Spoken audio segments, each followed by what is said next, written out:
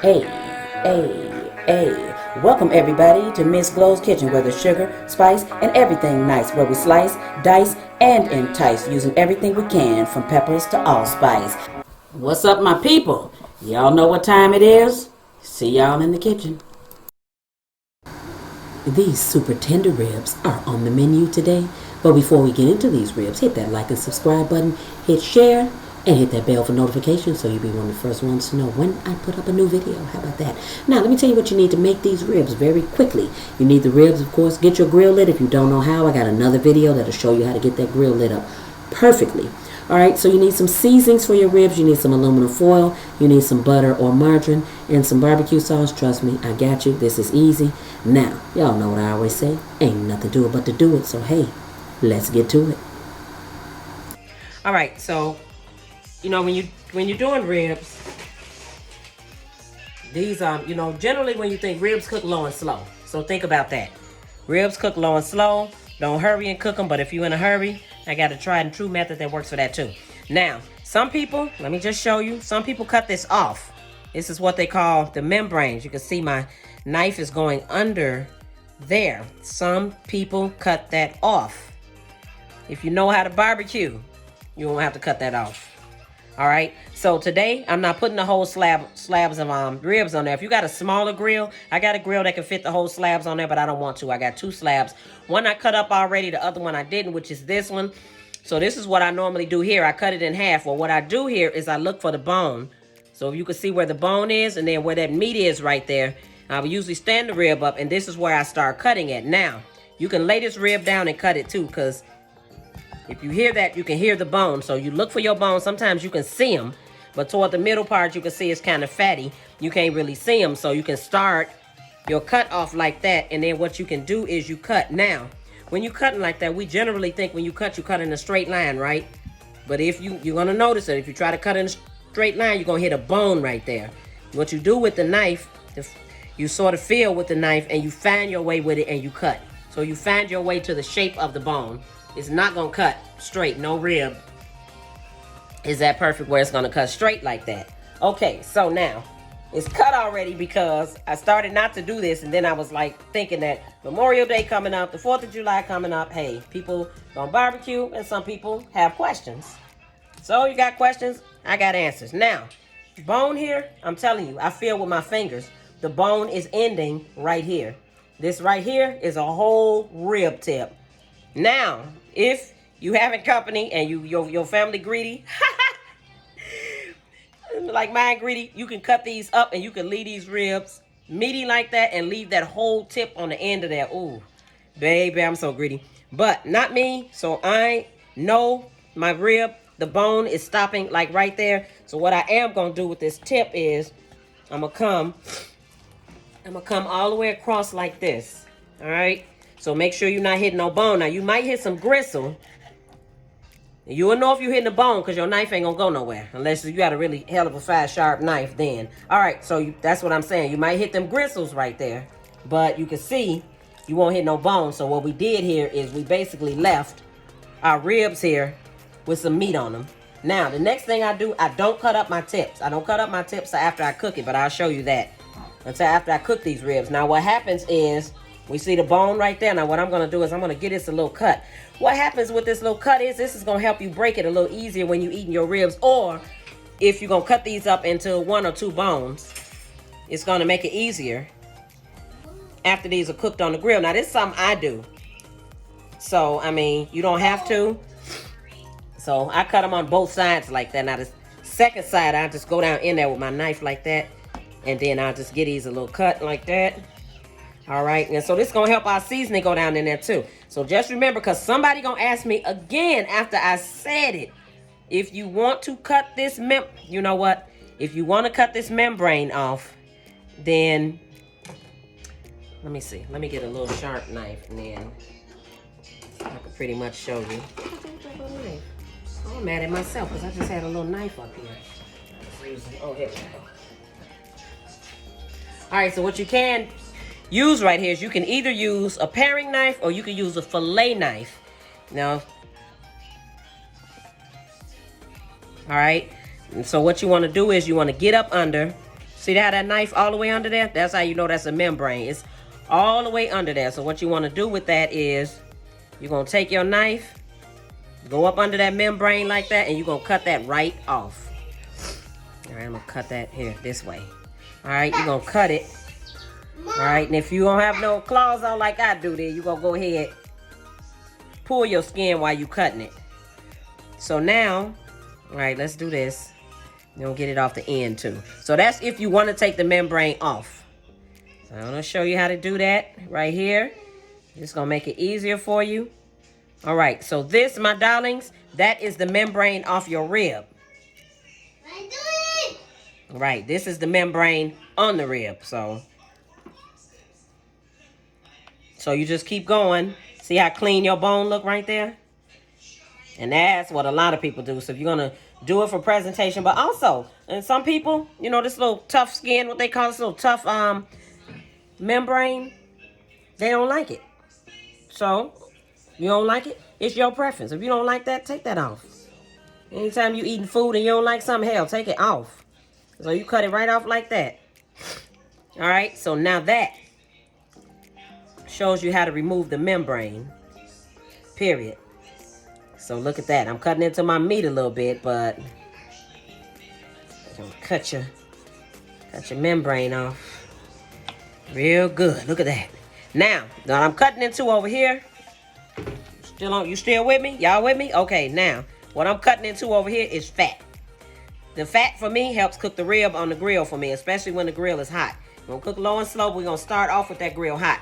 Initially, when we light it up, you know that it's gonna go up about 400 or 450 when you close that top. If you got the temperature reader on there, the thermometer, if you got that on there, then it's gonna read it for you. So like that. I am filming. Stop.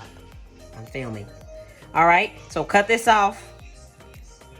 Cut that off. See all that fat? There's some people, they ain't with that fat. They ain't with it. I'm gonna cut a little meat off here with it, but I'm just showing you. Now you can keep your meat. You put your meat over there. So put your little meat over there somewhere.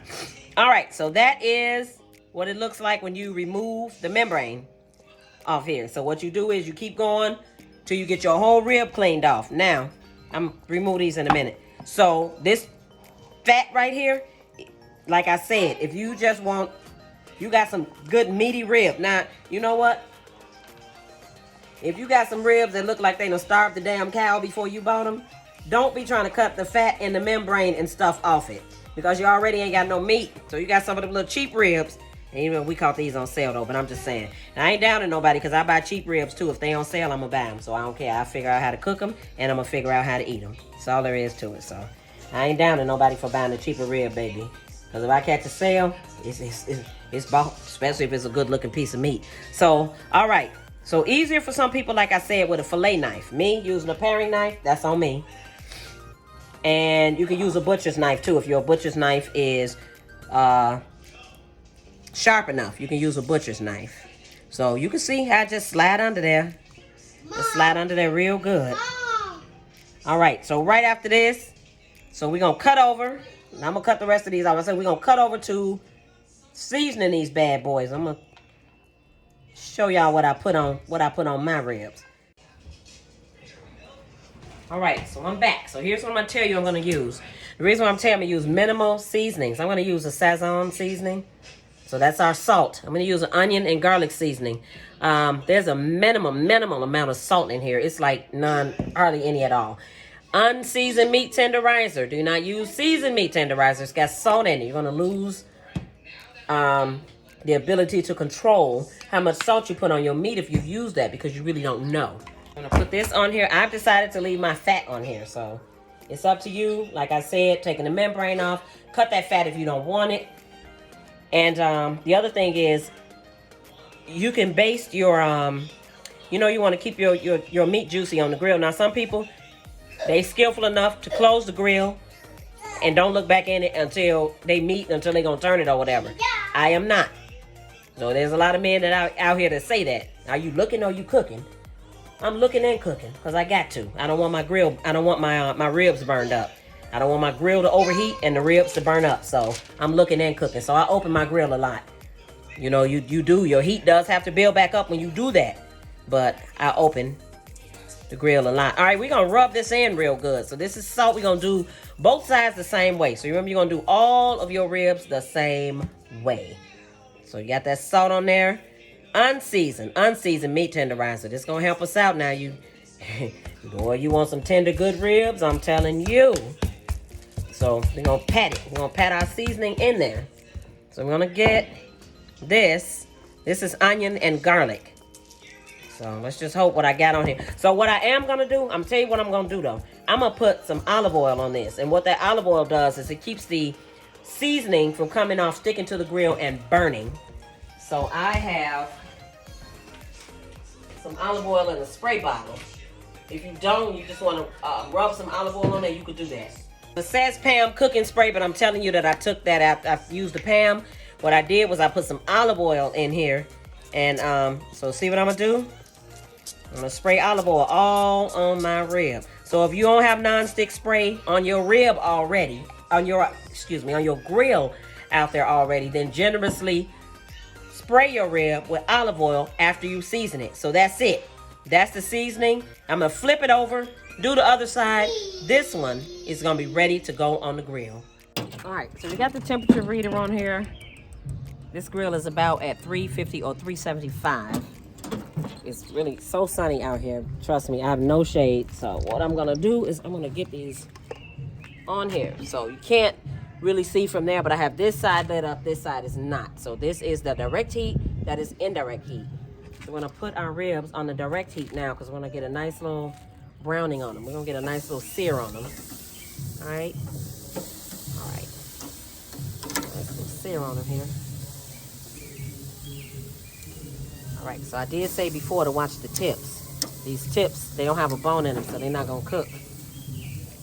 As long as the ones with the bone in them.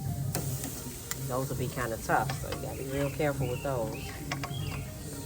I'll tell you what, we're going to put them on here. So arrange them however you want on the grill. There's no particular way to do it. I'll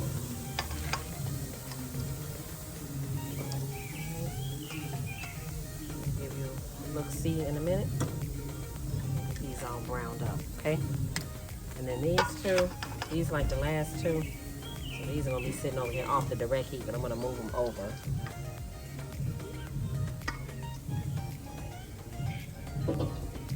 Juice left in there with the olive oil. That's okay. That's good.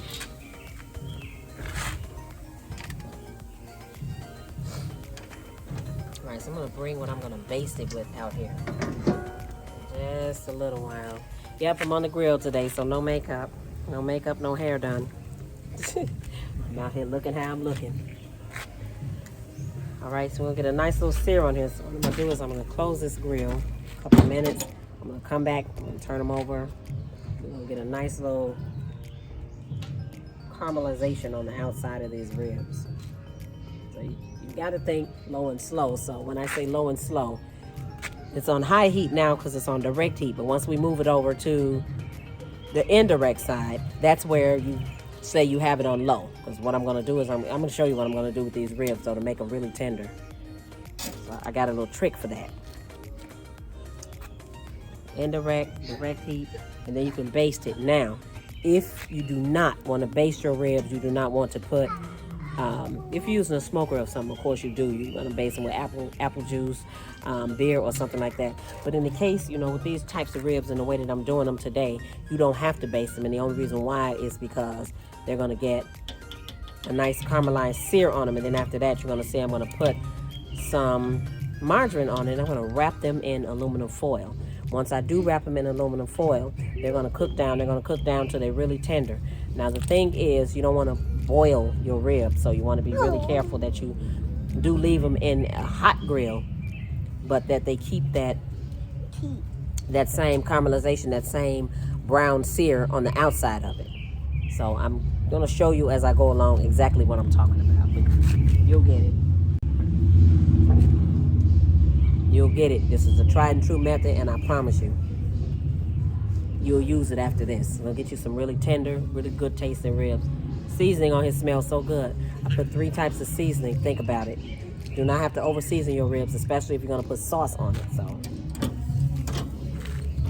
all right. So now Now see right here, but we got a little fire. We got like a little fire that started up under here. All right. So your coals, you gotta watch it. So the side of my grill, I got like an offset smoker. If you open that offset smoker, it's gonna feed your fire. And what's gonna happen is that oxygen is gonna feed it. What happens is your fire it's gonna flare up. So if you don't want it flaring up, then make sure. So this little flue up here, what they call it, a little flue, you open that a little bit, enough to see some of your smoke coming out. But don't open your flue all the way. I don't want to mess up your barbecue, so don't open that all the way. And then if you got those grates on the bottom, make sure that those grates on the bottom, they're only open a little bit. See, I don't have one on the side of this grill. I got that one on the top and that offset smoker. But if you do, because I've had a grill like that before with those, they slide over a little bit and they kind of will feed your coals. But what happens is you don't want to open those all the way. You don't want to fire your coals up like that under your meat. It's going to burn your meat up. So you want to open that little grate up. You want to open it slightly, enough for a little air to get in there to keep your charcoal going. So you keep that fire fed with that oxygen through those little holes in there. Easier than you think. Memorial Day, 4th of July, summertime period. Barbecuing coming up, you can use this same method. So, all right, see? Now that's a little fire flaring up here, but I don't want my ribs to burn, so that's why I keep on looking at it, because I don't want no burn spots on my ribs. I hate burned barbecue meat. I don't like it. And what I'm hoping is once I close the grill, it'll smother the fire. That's what I'm hoping.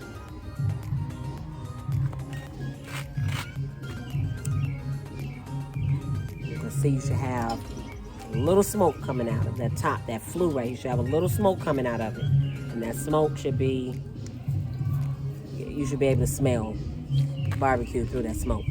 So you start smelling burning, that means your meat is burning. You start smelling something burn, then your meat is burning.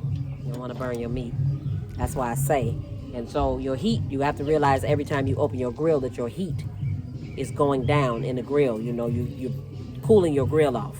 But it's just a method I use to grill. So once it goes on indirect heat, though, you'll see I won't come back for quite some time, probably like an hour, before I even come back and bother to check on them. Because they're on indirect heat and there's just no way they're going to burn. They'll just keep cooking. So if you want some good fall off the bone ribs, baby, back. Watch this. I got y'all. Leave these for a minute, but I'm telling you, I'm going to turn it like that because got that little fire under there, honey. No. Just burnt your little ribs up there. Alright. Score them. That's good. Right. About 10 minutes. About 10 minutes and then I'll come back. I'll do this again. Open up the grill and check. Alright, I'm back. It's been like 10 minutes.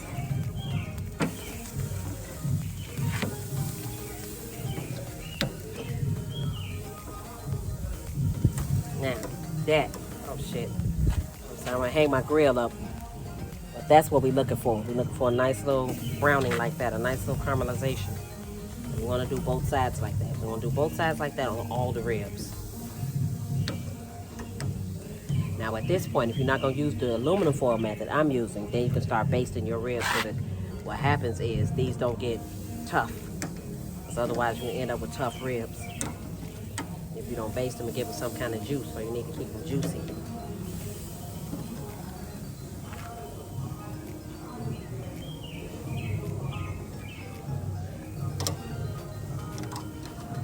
We're gonna close this. So now, I'll tell you what we do. We're gonna close this down, but you're gonna come back about every 10 minutes until you get a sear on all of your ribs just like that. So all of them need to look like that. When all of them look like that. Now, some will get ready before the other ones. So when those get ready before the other ones, put them on the indirect side on the top of the grill. And then close it. That's going to keep them warm before we do move on to our next step. Alright, so you want to make sure. Alright. That's good.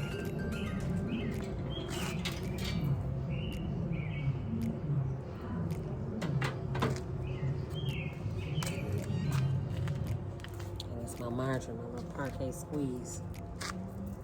It's frozen, so I'm gonna put it in here just for a little while so it can melt. I need that to melt. I need it to melt, so it's gonna keep the ribs juicy, and it's gonna bring the juice out. Once we put that and then put that in aluminum foil, it's gonna bring the juice out of the rib.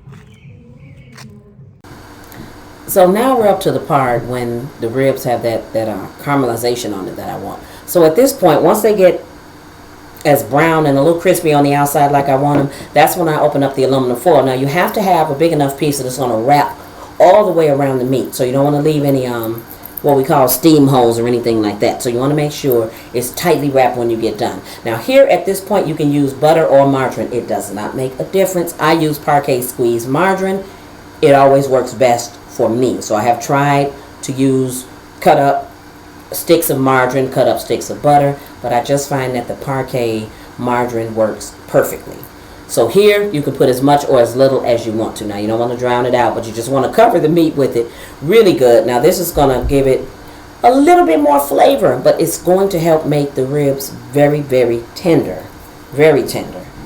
And however long you leave them on here will determine whether or not they fall off the bone. I did not want mine to fall off the bone, so it is perfectly okay to open this aluminum foil up and check it till you get to however tender you want it to be. And after that, put your sauce on it, plate it, and you good to go. Alright, so after I put the sauce on them, this is what they look like. Now, I'm going to show you the ribs as I'm tasting them right now. Y'all know I'm down to the good part now, baby. I'm down to the tasting part. I'm back. I'm back in full effect. How about that? All right, I did ribs, but I'm going to tell y'all, I did a whole plate of barbecue. So you saw that in the beginning. I did like a whole plate of barbecue. But anyway, the ribs to start today, I'm telling y'all, this is a good method. If you're learning how to cook ribs, it's a foolproof method. You can make it. You will have tender ribs every time. Now, let me tell you, the key to ribs, I watch Pitmasters all the time. So if you watch those barbecue Pitmasters and some other things. Now, the key to ribs is usually when you, let me take a bite and then I'll explain it to you. That's the tender rib.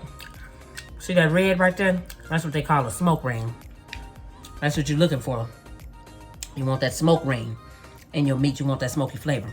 But let me tell you all something. I learned it from a Pitmaster. This is tender barbecue. If you bite this barbecue and you bite the whole piece of meat off the bone, that's not what you want to do. You want your meat tender, but you want to be able to bite it and then some of it left on the bone. So fall off the bone ribs are great. But if it's the 4th of July or you at a party or something and you got on white, trust me, you won't appreciate fall off the bone ribs. So these are super, super, super tender. The meat is. So it's not falling off the bone, but it's super, super tender. So try my method. Try what I showed you on the grill. Look at that. Baby.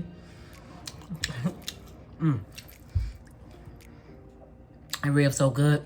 Hey, leave me something down in the comments. And if you haven't hit like or subscribe by now, do that and hit that bell for notifications because I got a lot of good shit coming up. So that bell for notifications so you'll know when I put something new up. You understand what I'm saying? And share. Tell your friends, tell your family. Come on over here. I got so much good stuff coming up. It's ridiculous. Breakfast, lunch, dinner, snacks, dessert, and in between. Watch. I'm going to show you this summertime. We about to clown together. We got these holidays coming up. Memorial Day, 4th of July. We got Juneteenth coming up. How about that? How about we clown on this food? We're going to show people how to do it together. So,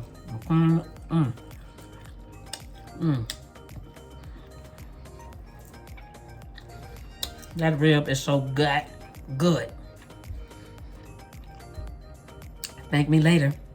Now, this method works whether you get really super meaty ribs or if you have ribs that's not real meaty. The same tried and true method works. So, I'll list everything in the description box below. But I just have to tell you all, I'm glad to be back. I really appreciate it. Thanks for watching. And for sure, see y'all next time. As always, I appreciate you. Hit that like, subscribe, and share. Thank you.